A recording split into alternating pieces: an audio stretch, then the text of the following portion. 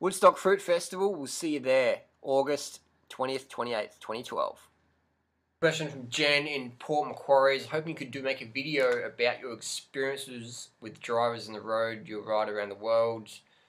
What of your experiences on the road? Well, I've cycled a lot of places, Perth to top of Cape York, Australia.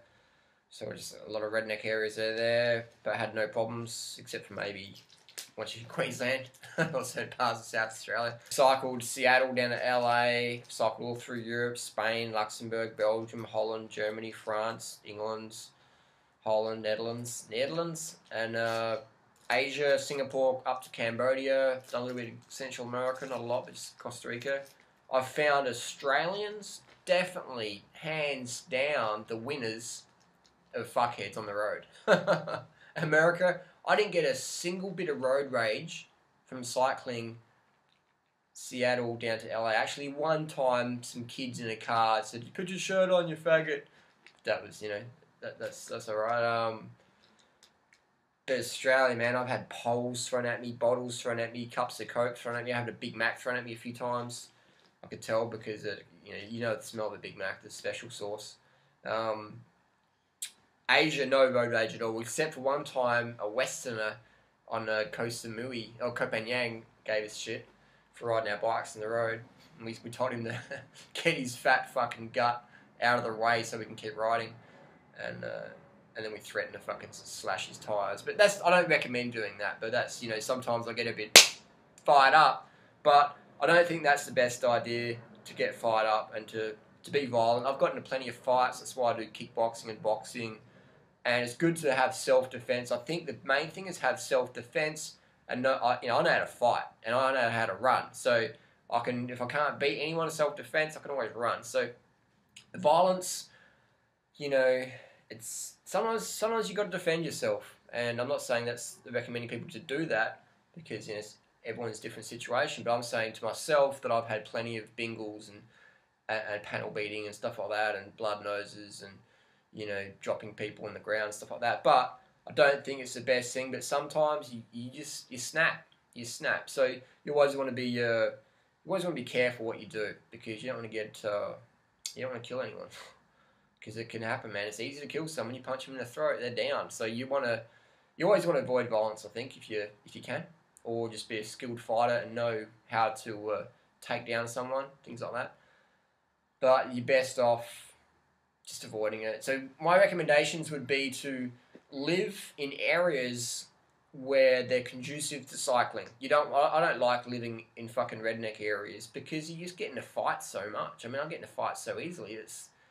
I don't live in places like Sydney, because it's just punch on all the time. Adelaide's getting pretty good. And Adelaide's actually really good, because a lot of the fights in Adelaide, the guys back down really easily, because once you catch them and they know you're fucking serious, they back down easy. Gold Coast is pretty good for fighting. Like, bit of fuckheads in the Gold Coast. It's easy to get in a fight in the Gold Coast. Brisbane's pretty good. Darwin's pretty good. Cairns is alright. It's getting better. I think it's getting better, and the main thing is just do it, get out there. But I always live in areas where I can train with other cyclists, and now I'm into running. I train with other runners, and kickboxing. I always like to have a place I can train and spar with other Muay Thai fighters. So you want to, and then when you're in that area, you have more consciousness, you have less fuckwits, because the more people train, the more conscious they become in terms of being nice to other people and being considerate. So my tip there, Jen, would be to move to places that are more conducive to the lifestyle, because that's what I do. That's what I've always done. Even when I was living on, I remember getting hit by a bus once, and I was living on welfare. I still lived in a place where was conducive to, cycling around, things like that. So I was on minimal income, but I still managed to move to a place that suited my lifestyle preferences. So it's not about the money. Just as an example, it's not about the time or what. It's just about the desire. And my tip for cycling would be to places to live as a runner, as a cyclist, would be the Gold Coast, would be Adelaide, definitely. Adelaide's fucking world class. In Australia, in the US, I'd say New York's good if you're a runner. Cycling's pretty good in New York. Good but it's probably San Diego, areas around Los Angeles and Santa Monica there, it's alright. Portland, Oregon. Portland, Oregon's probably one of the best in the world. Boulder, Colorado. So you can just Google up best places to live in the world as a cyclist or a runner, and then just move to those places and find work doing what you love. And when all your work is play, we'll never work another day. And that's basically all I can say is go to where the best places are to live. The bottom line, move to where it's conducive to follow your heart, to follow your passion, to live your purpose. Move to those areas and do it as soon as possible. Peace. Thanks for watching. Click like, share, subscribe if you want us to do more of these videos. Post your comments and questions down below. And remember, if you're in a situation where you have to defend yourself, don't start the fight. Use minimal force and take down the opponent. Remember that if there's witnesses, you can end up in a court of law. So don't do anything you're going to regret.